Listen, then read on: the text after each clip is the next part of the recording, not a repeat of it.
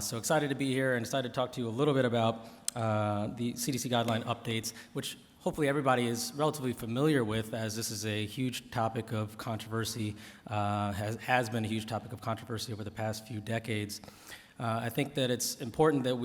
as we explore all the exciting new modalities that are out there in interventional pain, and as we cautiously kind of expand our scope as interventional pain physicians and whatever specialty and whatever capacity you're treating pain, that we're cognizant and aware still that this is a huge issue, and we still need to find our ways to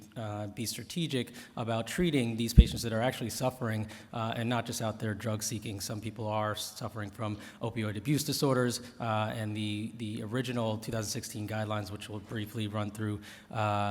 did a disservice, and quite honestly, unintentionally, hopefully, to us as a society in pain.